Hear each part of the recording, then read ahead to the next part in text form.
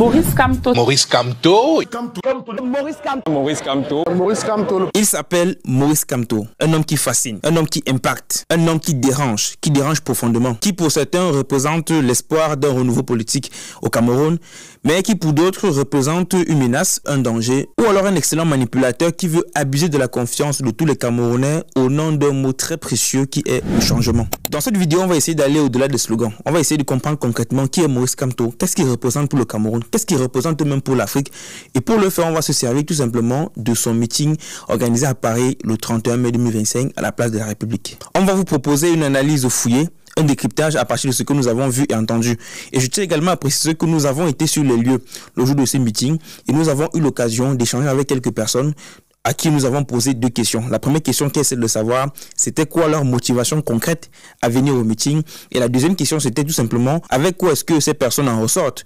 Qu'est-ce qu'ils retiennent concrètement du professeur Maurice Kamto après avoir participé à ce meeting-là? Alors, le 31 mai 2025, place de la République à Paris, a eu lieu un rassemblement qui aurait réuni plus de 30 000 personnes, militants, sympathisants, médias ou encore même juste des observateurs extérieurs. Mais avant d'aller plus loin dans cette vidéo, essayons de faire la différence concrète qu'il y a entre militants et sympathisants. Je pense que beaucoup ne le savent pas. Alors les sympathisants sont ces personnes-là qui soutiennent une cause, une opinion, une idéologie, un courant de pensée ou même un leader sans forcément s'activer de manière concrète auprès de lui. Donc ce sont des personnes qui participent généralement au rassemblement, qui participent aux événements, qui partagent même des idées, mais qui ne sont pas reconnus de manière officielle au sein de l'organisation, encore au sein du mouvement. Par contre, les militants sont des personnes qui sont réellement engagées et ce de manière officielle. Ils participent de manière très régulière à tous les rendez-vous de la structure. Ils organisent même des actions concrètes au sein du mouvement et ils représentent en quelque sorte la voix du parti. Donc, concrètement, partout où un militant d'un parti se trouve, il est le représentant de ce parti-là, il prend la parole pour ce parti-là. En fait, c'est l'image du parti. Alors, passons maintenant au point central de cette vidéo. Encore une fois, mon équipe et moi, nous avons été sur le lieu. Donc, nous avons pu prendre des images. Et à partir de cette vidéo, on va essayer de décrypter, de comprendre réellement les points clés qui ont été abordés lors de ce meeting par le professeur. À travers la mesure de la double nationalité et la plurinationalité, on comprend très bien que le professeur Maurice Kamto a fortement envie de travailler avec sa diaspora. En fait, aujourd'hui, il n'est pas possible pour des Camerounais qui ont obtenu une nationalité étrangère de maintenir la nationalité camerounaise. C'est l'un ou l'autre, pas les deux au même moment. C'est un point qui est tellement frustrant pour les personnes de la diaspora parce qu'elles n'ont pas la possibilité d'aller chez elles et de revenir comme elles veulent. Tu es Camerounais ou Camerounaise, tu as immigré vers l'Europe, l'Amérique, l'Asie. Par la suite, tu as obtenu la nationalité française, tu as obtenu la nationalité allemande, tu es maintenant américain. Et pour arriver au Cameroun, tu es dans l'obligation de demander un visa. Et sur le plan économique, on voit directement les répercussions parce que beaucoup de personnes de la diaspora ont envie d'investir au Cameroun, ont envie d'investir dans leur pays. Mais c'est très difficile parce qu'ils sont à nouveau reconsidérés comme des étrangers. En fait, ils sont traités comme s'ils n'avaient jamais vécu au Cameroun. Et c'est l'un des points que le président du MRC souhaite traiter si jamais il accède au pouvoir. Et lui ne parle pas seulement de double nationalité, il parle de plurinationalité. Donc ça veut dire tous les Camerounais qui ont perdu leur nationalité pour avoir accepté une nationalité étrangère n'auront plus seulement la possibilité d'être Camerounais à nouveau, mais ils pourront être Français, Camerounais, Algériens, Allemands, j'en passe. En tout cas, je pense, et d'ailleurs ce n'est que mon avis, d'un premier regard économique, c'est une bonne chose. Pourquoi? Parce qu'il y a énormément de Camerounais dans la diaspora qui ont envie, qui ont la volonté, la motivation de retourner au Cameroun, réaliser des choses incroyables, mais qui ont pour principale barrière la nationalité. Après, il faut surtout être réaliste, il faut être vigilant et surtout prendre des mesures pour que parmi ces personnes-là qui veulent retourner construire le Cameroun, qui veulent retourner voilà, changer les choses, qu'il n'y ait pas des infiltrés ou encore des personnes qui vont profiter de cette situation, de cette facilité à avoir plusieurs nationalités pour venir tout simplement s'aimer les autres. Maurice Kamto peut-il réellement se présenter comme candidat aux élections présidentielles de 2025? Ça, c'est vraiment l'un des points clés de cette rencontre. Alors, selon le code électoral camerounais, pour être candidat, il faut être investi par un parti représenté dans une institution comme l'Assemblée nationale. À défaut, il faut obtenir 300 parrainages d'élus repartis sur tout le territoire. Or, le MRC n'a pas participé aux élections législatives et municipales de 2020, ce qui, pour certains, empêcherait Maurice Kamto d'être candidat aux élections présidentielles de 2025. Pourtant, le professeur affirme avec la plus grosse des certitudes que sa candidature ne souffre absolument de rien. Vous avez vu que je n'ai pas perdu le temps sur la question de savoir si je serai candidat ou pas. Parce que c'est un faux problème. On vous perd le temps avec cela.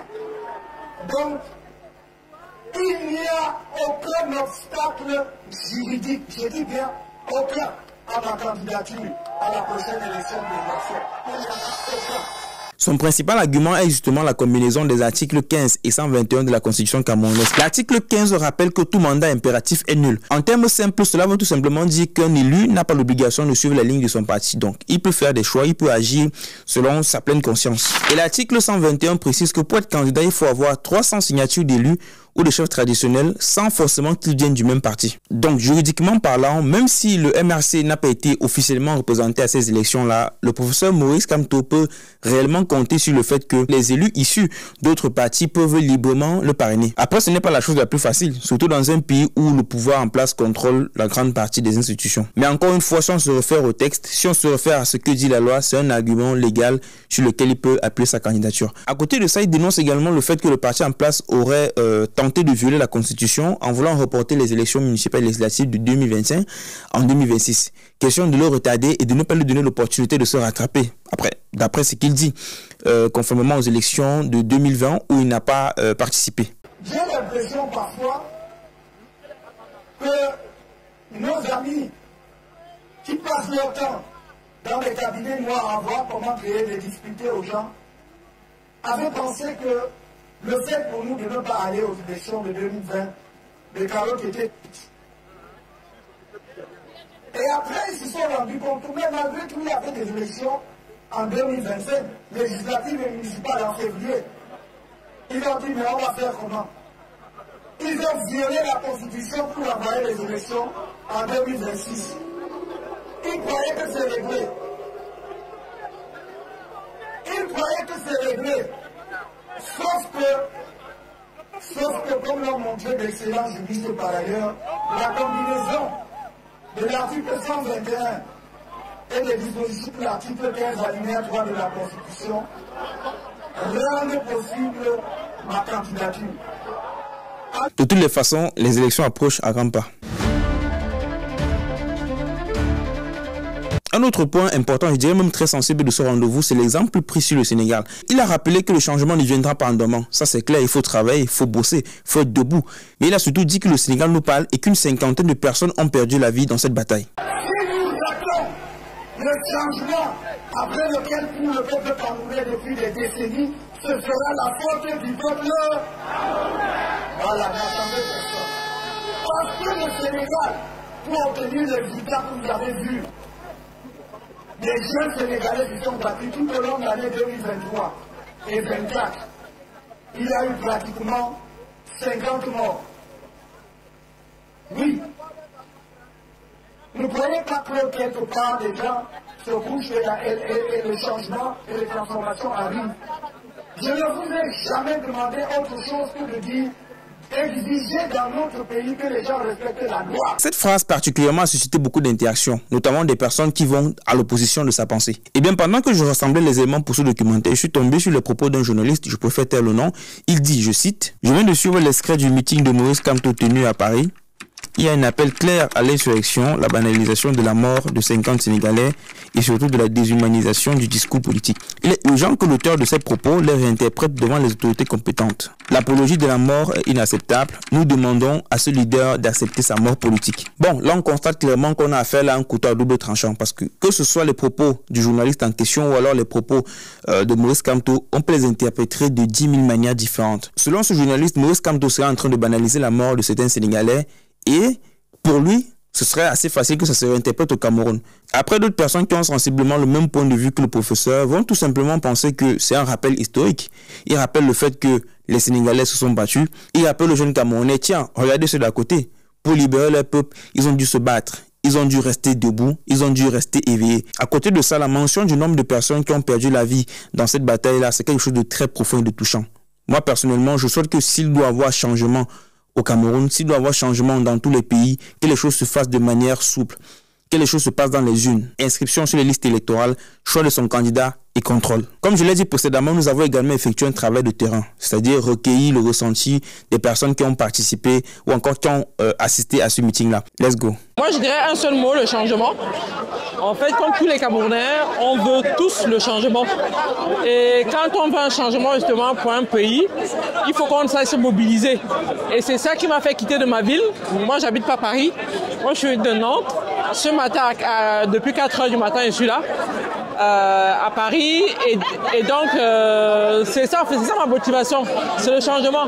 Je veux que les choses changent au niveau de notre pays.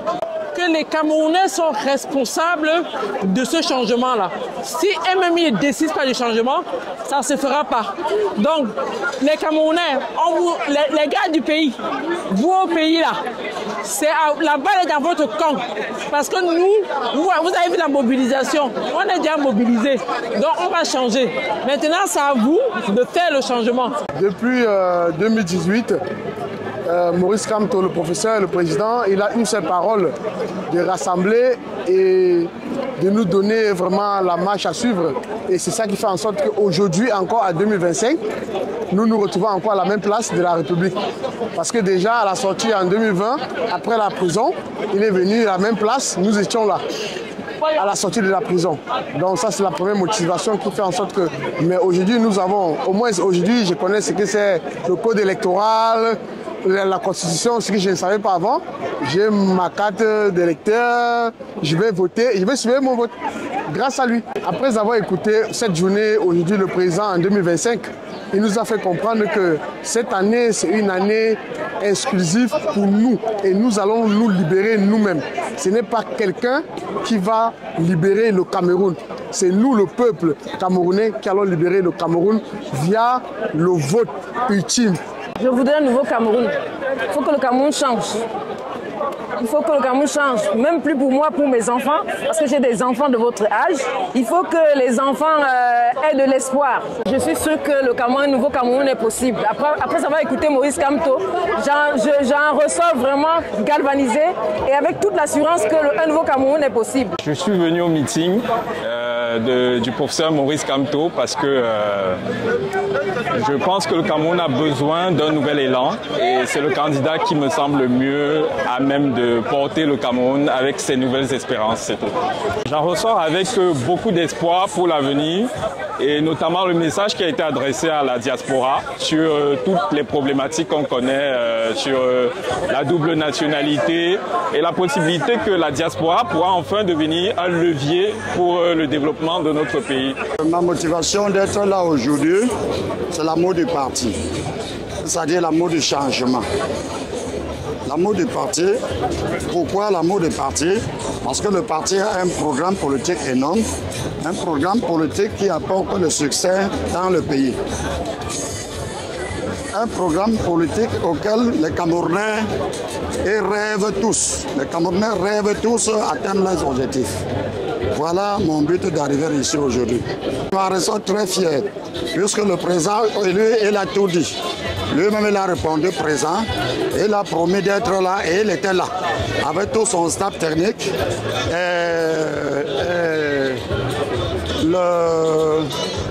L'honorable Jean-Michel Ntinche, il était là, il a répondu présent. Valsoro, il a répondu présent. Bref, les leaders du parti, ils étaient promis dans l'organigramme du professeur et lui, ils étaient là, ils ont répondu présent. Donc je rentre, je sors du meeting étant content. Ma motivation aujourd'hui, c'est sur l'intérêt de tous les Camerounais. Pour tout ce qui s'est dit du président Maurice Kamto, je pense que tout Camerounais qui a une responsabilité en tout ce qui se passe au Cameroun, en tout ce qui se passe dans le monde, est obligé réellement de s'y rendre ici, sur cette place.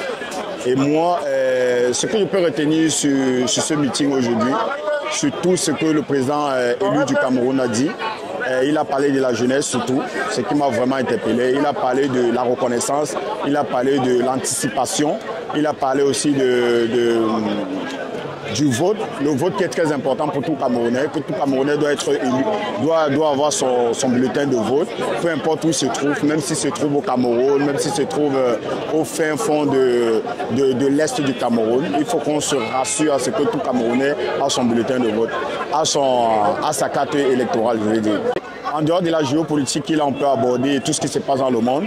Il a aussi parlé du travail, en ce que tout le monde ait ce courage de parler, de brandir ce drapeau, de brandir sa parole autour du monde, de dire qu'il revendique une culture, il revendique peu importe ce qui se passe au Cameroun. Chers amis, j'espère que vous avez aimé cette vidéo. N'hésitez pas de le dire en commentaire, de liker, de commenter, de partager pour nous encourager. Ça fait toujours plaisir. Donc, on va se dire à très bientôt pour une nouvelle vidéo. Merci.